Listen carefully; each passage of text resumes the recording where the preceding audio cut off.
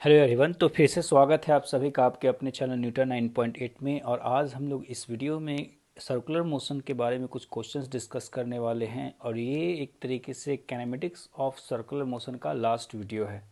हालांकि हम लोग सर्कुलर मोशन फिर से पढ़ने वाले हैं, Newton's law, work, power, energy में पढ़ने वाले और साथ ही साथ रोटेशन में ही पढ़ेंगे। लेकिन यहाँ पर जो कैनेमेटिक्स का पोर्शन है इस वीडियो में आपका ख़त्म हो जाएगा। क्वेश्चंस आप प्रैक्टिस करते रहिएगा। आप जितना प्रैक्टिस करिए कीजिएगा उतना ही आपको, जब डायनेमिक्स जब आप पढ़ते रहेंगे, न्यूटन्स लॉ और वर्क पावर एनर्जी, तो आपका कॉन्सेप्ट उतना ही अच्छा होते जाएगा। तो चलिए हम लोग फटाफट क्वेश्चन नंबर फर्स्ट से शुरू करते हैं।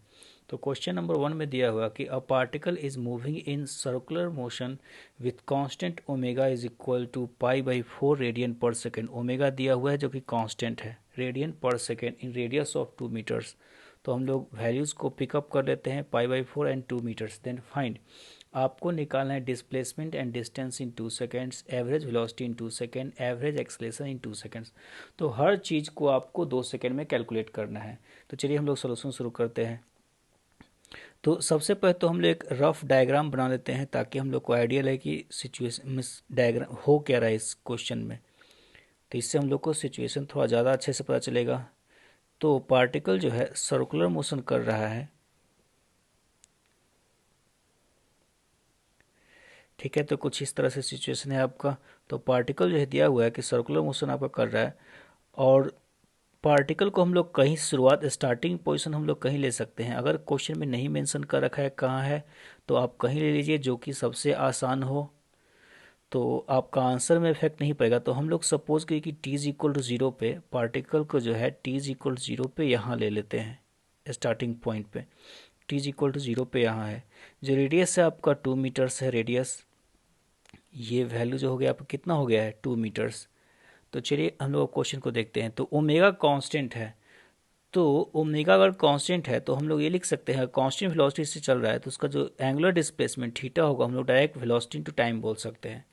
तो वेलोसिटी जो है आपका है 5/4 और टाइम है आपका 2 seconds. Basically it will rotate by pi radian. Pi radian 90 degree आपका हो गया। तो आप लोग बोल सकते हैं कि उतने देर में particle t is equal to 2 second पे यहाँ पर आ जाएगा, ठीक है। तो आप कुछ भी निकाल सकते हैं। अगर आपको लोकेशन ये पता हो चुका है तो आप एक बात आप ध्यान रखिए कि ऐसे क्वेश्चंस में आप डायग्राम को जरूर ड्रॉ करें। बिना डायग्राम के आपको फार्मूले को यूज कर कर बनाना यहाँ बहुत ज़्यादा मुश्किल होगा। तो डायग्राम को आप जरूर ड्रॉ करें ऐसे केसेस में। तो चलिए आपका दिखा हुआ है कि displacement and distance in 2 second. So if you want to calculate the distance, हम लोग ये बोल सकते हैं कि डिस्टेंस जो हो जाएगा पाथ लेंथ हो जाएगा। तो सर्कुलर मोशन यहाँ से यहाँ है, तो ये आपका पाथ लेंथ हो जाएगा distance. If we are talking about the displacement, then we can take displacement as final position minus initial position, or you can say the shortest distance between the 2 points, right? तो हम लोग यहाँ और यहाँ के बीच के शॉर्टेस्ट डिस्टेंस ले सकते हैं। तो चलिए हम लोग फटाफट आंसर लिख लेते हैं। तो जो आंसर हो गया आप देख सकते हैं डायरेक्ट कि फर्स्ट केस का आंसर हो गया डिस्प्लेसमेंट एंड डिस्टेंस। तो डिस्प्लेसमेंट हो जाएगा, डिस्प्लेसमेंट जो हो जाएगा वो कितना हो जाएगा, ये मुझे लग रहा है कि आपको डायरेक्ट पता होगा। ये जो हाइपोटेनस आएगा राइट एंगल ट्रायंगल का वो √2r के बराबर आएगा। तो डिस्प्लेसमेंट आप डायरेक्ट जो बोल सकते हैं, बिना कुछ फार्मूला हम लोग यूज नहीं करते यहाँ पर, √2r बोलते हैं। रेडियस आपका 2 मीटर्स है तो आपका 2√2 मीटर इतना हो जाएगा डिस्प्लेसमेंट। अगर बात करें डिस्टेंस की, तो डिस्टेंस हम लोग लिख सकते हैं कितना, तो आर्क लेंथ हो जाएगा। तो आपको पता है कि आर्क लेंथ होता है कहीं भी आर थीटा। तो आर जो हो गया है 2 और थीटा हो गया है पाई/2। बेसिकली हम बोल सकते हैं कि पाई मीटर्स, और यू कैन से 3.14 मीटर, राइट। तो ये आपका हो गया डिस्प्लेसमेंट एंड डिस्टेंस। अब आपसे पूछा कि average velocity in 2 seconds, average velocity पूछ रहा है, ठीक है। तो एवरेज वेलोसिटी सेकेंड बात करें तो याद कीजिए एवरेज वेलोसिटी का फार्मूला क्या था। एवरेज वेलोसिटी का फार्मूला होता था डिस्प्लेसमेंट डिवाइडेड बाय टाइम। तो डिस्प्लेसमेंट तो आपको पता है जैसे कि 2√2 हो गया है, और टाइम तो आपको पता है कितना लगा है यहाँ से आने में, 2 सेकेंड्स लगे हैं। तो जो एवरेज वेलोसिटी हो गया √2 मीटर पर सेकेंड हो गया, ठीक है। चलिए फिर क्या पूछा गया आपका, एवरेज वेलोसिटी इन 2 सेकेंड। फिर पूछा है कि एवरेज एक्सेलेरेशन कितना होगा। तो एवरेज एक्सेलेरेशन को हम लोग कैसे निकालते हैं, एवरेज एक्सेलेरेशन जो निकलता है आपका change in velocity by time. चलिए हम लोग फिर से यहाँ डायग्राम को ड्रॉ कर लेते हैं। तो change in velocity by time, आपको पता है कि पार्टिकल जो है शुरुआत कुछ यहाँ से किया था और गया यहाँ पर, तो पार्टिकल इस सर्किल के मोशन को फॉलो किया है। या एक तो बात आपको पता है कि वेलोसिटी हमेशा टेंजेंशियल में होती है, तो यहाँ पर भी है और यहाँ पर भी ही है। स्पीड जो आपका कांस्टेंट है, ठीक है, डायरेक्शन चेंज है लेकिन स्पीड आपका क्या है, कांस्टेंट है। तो एवरेज एक्सेलेरेशन पूछ रहा है। अब वो क्या पूछ रहा है कि एवरेज एक्सेलेरेशन। हाँ, एक बात ध्यान रहे कि आपसे अगर पूछता है इंस्टेंटेनियस एक्सेलेरेशन, तो मैं लिख देता हूँ कि ए जो इंस्टेंटेनियस हो जाएगा वो एक तरीके से ए आर के बराबर होगा, जिसको आप लिख सकते हैं ओमेगा दिया हुआ है तो आप ओमेगा स्क्वायर आर यूज कर सकते हैं। और ए इंस्टेंटेनियस का वैल्यू हर जगह चेंज होता जाएगा, कहीं पे यहाँ रहेगा, हमेशा उस सेंटर की तरफ रहेगा, हमेशा किधर रहेगा, सेंटर की तरफ रहेगा डायरेक्टेड। तो यहाँ पर आपको एवरेज एक्सेलेरेशन पूछ रहा है, तो मैं इसको हटा देता हूँ। तो आपको अगर एवरेज एक्सेलेरेशन पूछा जा रहा है तो आप ऐसे कर सकते हैं कि आप change in velocity by time आपको निकालने के लिए यहाँ पर बोला गया है।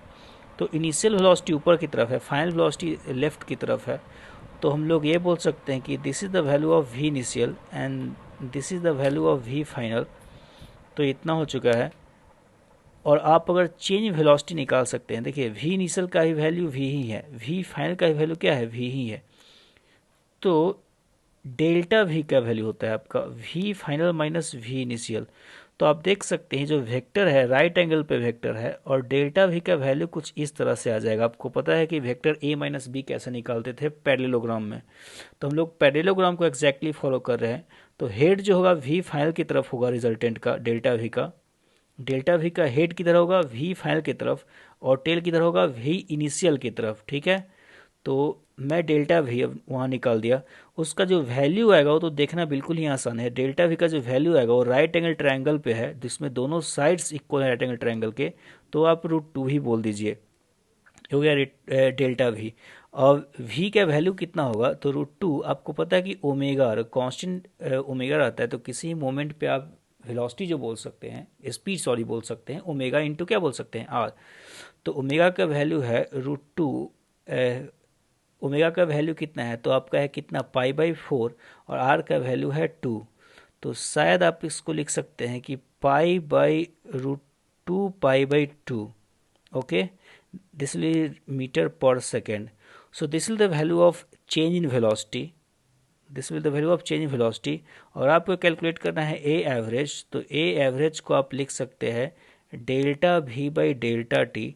डेल्टा वी हो गया √2 π/2 बाई डेल्टा टी। टाइम जो लगा है 2 सेकेंड्स लगे हैं, वहाँ से वहाँ जाने में आपको पूछा गया है कि 2 सेकेंड्स में कितना होगा एवरेज एक्सेलेरेशन। तो आपका एक तरीके से होगा √2 π/4 मीटर पर सेकेंड स्क्वायर, ठीक है। तो देखिए अब करना क्या है, शॉर्ट में आप याद रखिए कि अगर आपको, सिंपल सी बात है कि अगर आपको कैलकुलेट करना है एवरेज एक्सेलेरेशन, तो आप निकालिए change in velocity. Change in velocity आपको डायरेक्शन की ज़रूरत नहीं है, यहाँ पर आपको बस मैग्नीट्यूड पूछा गया है। तो चेंज इन वेलोसिटी निकालने के लिए मैंने डायरेक्ट पैरेललोग्राम को यूज़ किया, √2 ही आ गया आपका। वी का वैल्यू हम लोग को पुट करना था, तो वी का वैल्यू ओमेगा मैंने पुट कर दिया, जो कि हम लोगों ने लास्ट वीडियो में भी याद किया था। तो वी का वैल्यू ओमेगा हो गया, उससे आपका डेल्टा वी निकल गया। और एवरेज एक्सेलेरेशन क्या होता है, डेल्टा वी बाई क्या, डेल्टा टी। आप डेल्टा वी और टाइम आपको डिवाइड कर दीजिए, तो आपका हो गया एवरेज एक्सेलेरेशन। इंस्टेंटेनियस एक्सेलेरेशन हमेशा उसका मैग्नीट्यूड कांस्टेंट होगा और हमेशा किसी भी मोमेंट पे, क्योंकि ओमेगा आपका कांस्टेंट है, तो उस केस में एक्सेलेरेशन एक ही होता है radial acceleration.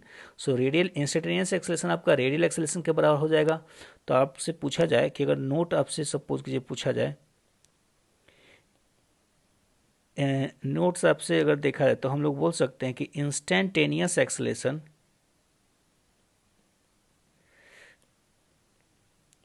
will be equal to AR is equal to omega square R is equal to, what is the value of omega, it's π/4 square into R जो कि है 2। तो आप लिखेंगे π²/8 मीटर पर सेकेंड स्क्वायर। तो इस केस में जो इंस्टेंटेनियस एक्सेलेरेशन होगा ए आर के बराबर होगा, जिसको हम लोग ओमेगा स्क्वायर आर बोल सकते हैं, ठीक है। और इसका मैग्नीट्यूड कांस्टेंट होगा, डायरेक्शन हमेशा सेंटर की तरफ होगा, डायरेक्शन हमेशा क्या होगा, सेंटर की तरफ। चलिए हम आते हैं हम नेक्स्ट क्वेश्चन में। नेक्स्ट क्वेश्चन में दिया हुआ कि second hand of a watch has length 10 centimetre, then find the average acceleration of its tip in 15 second. 15 second में इसका एवरेज एक्सेलेरेशन कितना होगा। तो देखिए यहाँ हो क्या रहा है, हम लोग सोल्यूशन की अगर बात करें तो ये बोला गया है कि जो सेकेंड हैंड का जो वॉच है, सेकेंड हैंड वॉच नहीं है, सेकेंड हैंड जो सेकेंड की सुई है उसका लेंथ है 10 सेंटीमीटर, वॉच सेकेंड हैंड नहीं है। तो सेकेंड हैंड का जो निडल है उसका जो लेंथ है कितना है 10 सेंटीमीटर। तो ये एल जो दिया हुआ है इसको हम लोग आर मान सकते हैं। चलिए हम लोग आर मान लेते हैं, रेडियस सर्कुलर मोशन का रेडियस हो जाएगा। तो इसका जो टिप है वो घूमते रहेगा।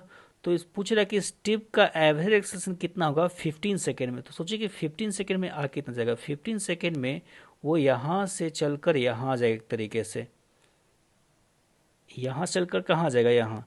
ये इसका फाइनल पोजीशन होगा, ये क्या होगा उसका इनिशियल पोजीशन। तो आपको पता है कि अब यहाँ पर जब रहेगा तो उसका वेलोसिटी यहाँ पर भी होगा, यहाँ पर जब पहुँचेगा तो उसका वेलोसिटी यहाँ पर भी होगा। तो एक तरीके से आपको अगर एवरेज एक्सेलेरेशन निकालना है तो आपको डेल्टा भी ऑलरेडी पता है। डेल्टा भी लास्ट वाले केस की तरह हम लोग लिख सकते हैं कि √2v। अब v क्या वैल्यू हम लोग को पता है और टाइम पता करना है, और फिर टाइम जो है 15 सेकंड तो दिया हुआ ही है। तो हम लोग का मेन काम है v का वैल्यू पता करना। अब याद कीजिए कि v का वैल्यू हम लिखते क्या है, ओमेगा इंटू आर। रेडियस दिया हुआ है, रेडियस आपका दिया हुआ है। अब ओमेगा का वैल्यू क्या होता है, तो एक तरीके से सर्कुलर मोशन कर रहा है। और ये आपको पता है कि जो सेकेंड की सुई होती है वो पूरा रिवोल्यूशन कितने में कंप्लीट करती है, वो 1 मिनट मतलब 60 सेकेंड में कंप्लीट करती है। ठीक है, जो सेकेंड की सुई होती है एक रिवोल्यूशन 60 सेकेंड में पूरा करता है।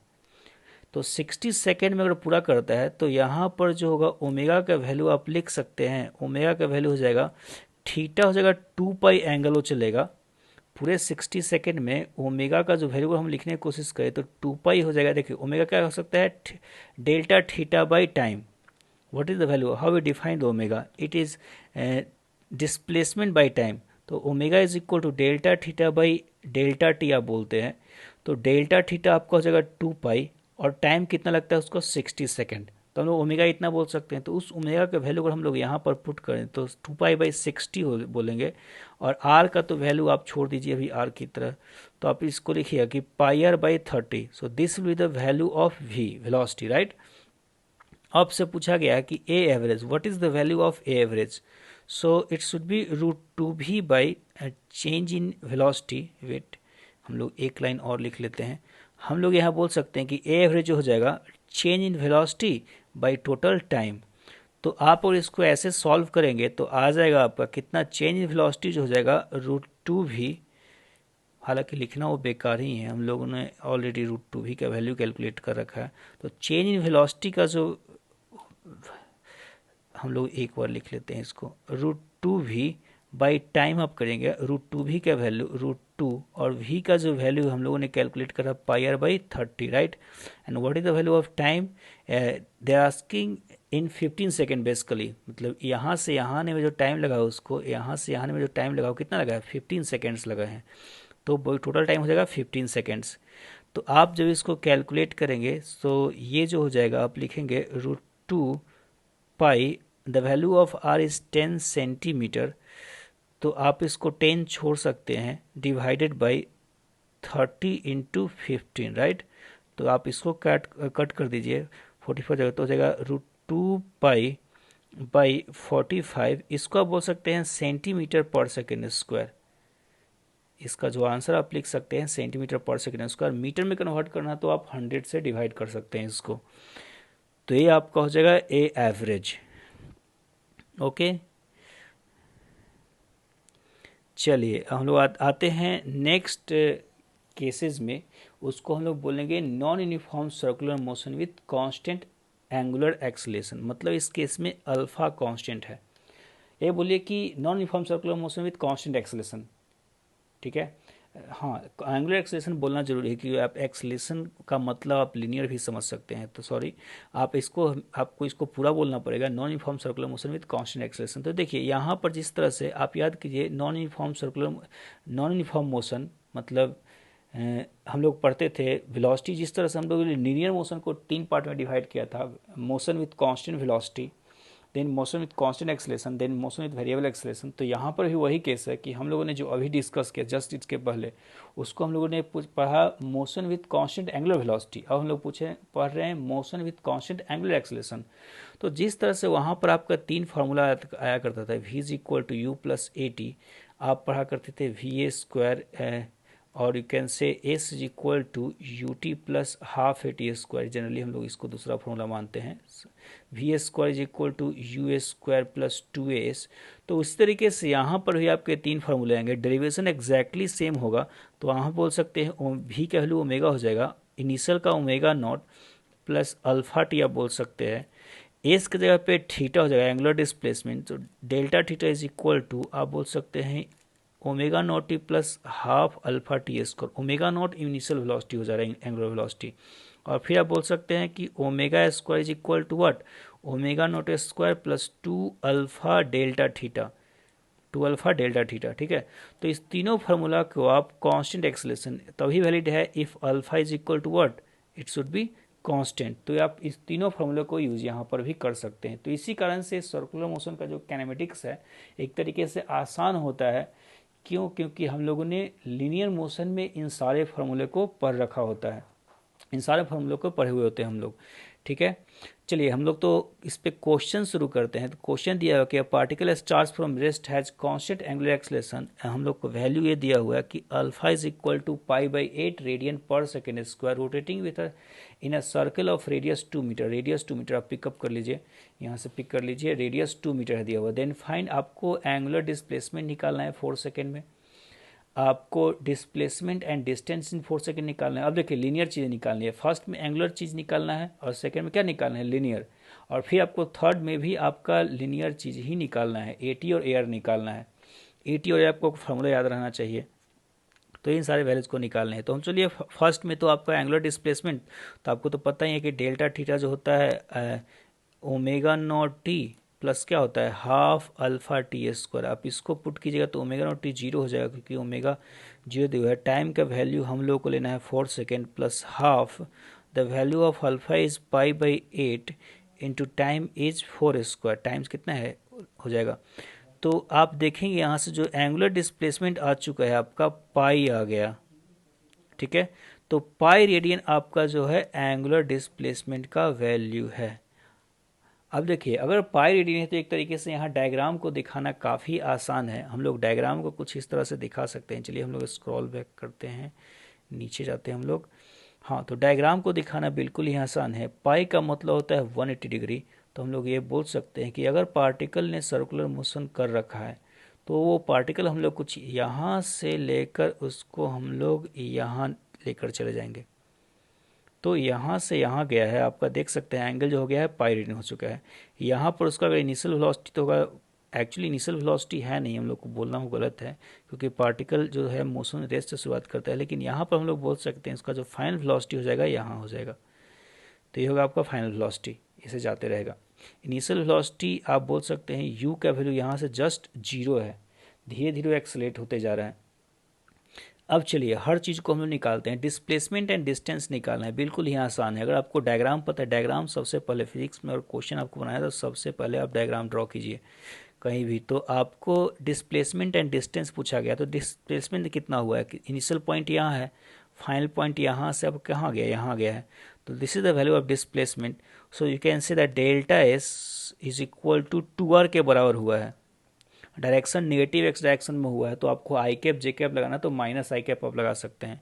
तो हम लोग ये भी बोल सकते हैं डेल्टा एस का वैल्यू 2r आई कैप माइनस का हुआ है, क्योंकि डिस्प्लेसमेंट जो है उसका डायरेक्शन नेगेटिव एक्स डायरेक्शन है। लेकिन इन जनरल आपसे मैग्नीट्यूड नहीं पूछा जाएगा। चलिए तो इस बार भर हम लोग लिख दिया करते हैं। तो -2 the value of r is 2 and i cap, so -4 i cap and the values in metre obviously. तो आपका -4 आई कैप हो गया है मीटर।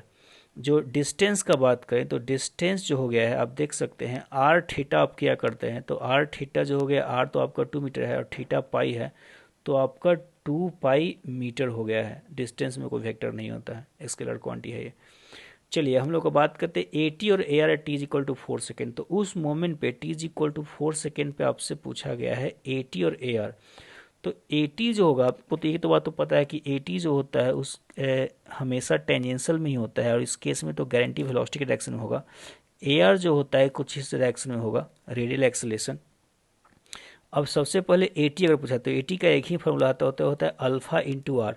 अब अल्फा तो दिया हुआ था बिगिनिंग में ही, तो अल्फा का वैल्यू हो पाई/8 है आपका, तो pi into the radius is 2 metre. So A T tangential में जो एक्सलेशन हो गया वो हो गया है पाई/4 मीटर पर सेकेंड स्क्वायर। इसका यूनिट होता है मीटर पर सेकेंड स्क्वायर, ये लीनियर क्वांटिटीज हैं, ठीक है। तो ये मीटर पर सेकेंड स्क्वायर, कोई दिक्कत नहीं है। 1 सेकेंड रेडियन पर सेकेंड, ठीक है। तो याद रखिए अल्फा का जो यूनिट है रेडियन पर सेकेंड स्क्वायर है। मैं चेक कर रहा था कहीं मैंने गलत से तो मीटर पर सेकेंड स्क्वायर तो नहीं लिख दिया है, तो सही है वो। तो अल्फा, अब ए आर का जो वैल्यू है वो कितना होता है, ओमेगा स्क्वायर क्या होता है आर। तो आपको ओमेगा निकालना पड़ेगा। ओमेगा निकालने के लिए हम लोग क्या करेंगे, omega is equal to omega naught plus alpha t आप करेंगे। तो यहाँ से आ जाएगा ओमेगा नॉट तो 0 है, अल्फा है आपका pi and the time is 4 second, so it is basically pi radian per second. ये क्या हो गया, pi radian per second omega का वैल्यू हो गया है। तो आप ए आर का वैल्यू यहाँ पर पुट कर सकते हैं, आपका हो जाएगा pi omega square, the value of R is 2 metre, तो आपका हो जाएगा पाई² मीटर पर सेकेंड स्क्वायर। तो ये आपका हो गया ए आर और ए टी की वैल्यू। अगर आपसे कोई पूछ दे कि what is the value of net acceleration, so a अगर आपसे पूछा जाए ए, तो आप बोल सकते हैं कि A R square plus a t square. हालांकि मैंने ये दे नहीं रखा है, लेकिन आप बिल्कुल इसको कैलकुलेट कर सकते हैं। तो ए आर का जो वैल्यू हो गया है आपका पाई²/2, हाँ थोड़ा आंसर इसमें ऑकवर्ड आ सकता है, प्लस पाई/4 का स्क्वायर, इसको आप कर सकते हैं। आपका इच्छा है तो यहाँ पर पाई² को कॉमन ले सकते हैं, पाई²/2 को आप कॉमन ले सकते हैं। तो आप अगर पाई²/4 को कॉमन ले सकते हैं, तो आप यहाँ से अगर पाई निकालेंगे, पाई² निकलेगा तो आपका पाई हो जाएगा, और 4 निकालेगा तो 2 हो जाएगा, और अंडर रूट हो जाएगा एक तरीके से। यहाँ पर हो जाएगा आपका पाई² और प्लस इसके जो अंदर हो जाएगा पाई²/4 आपने कॉमन लिया, तो 1/ आपका क्या हो जाएगा 4। आप कैलकुलेशन को चेक कर सकते हैं, यहाँ से पाई²/16 है, तो उसमें से पाई²/4 आपका बाहर चला गया, तो 1/पाई बचेगा। और यहाँ पर तो आप देख सकते हैं एग्जैक्टली क्या होने वाला है। तो आपका जो वैल्यू है इतना आ जाएगा, this is the value of metre net acceleration metre पर सेकेंड स्क्वायर। तो ठीक है, हम लोग का ये सारा क्वेश्चन, आपको और क्वेश्चंस प्रैक्टिस करने होंगे। इसमें आप वैल्यूज़ को चेंज कर सकते हैं, इसमें हम लोग किसी और टाइम पे निकाल सकते हैं, रैंडम पॉइंट्स ले सकते हैं, लेकिन आपका अप्रोच करने का तरीका यही रहेगा, बिल्कुल जैसा हम लोगों ने लीनियर मोशन में पढ़ा था और एग्जैक्टली ही सर्कुलर मोशन में भी वैसा ही काइनेमेटिकल इक्वेशंस आते हैं। ठीक है, तो हम लोग का ये सर्कुलर मोशन का जो आपका थ्योरेटिकल पोर्शन है, काइनेमेटिक्स का थ्योरेटिकल पोर्शन, वो आपका फिनिश हो चुका है। जो नेक्स्ट चैप्टर शुरू होगा उसमें हम लोग न्यूटन्स लॉ शुरुआत करेंगे। न्यूटन्स लॉ में सबसे पहले हम लोग फोर्सेज के बारे में जानेंगे, बेसिक्स आपका थ्योरी चलेगा, उसके बाद हम लोग क्वेश्चंस पे आएंगे। हाँ, इस चैप्टर में क्वेश्चंस मैं टाइम बाय टाइम डालते रहूँगा, जो इंपॉर्टेंट क्वेश्चन रहेंगे या ऐसा लगेगा कि वो क्वेश्चन आपको बनाना ज़रूरी है, तो वैसे क्वेश्चंस मैं इस सीरीज़ में डालते रहूँगा। तो तब तक के लिए बाय बाय।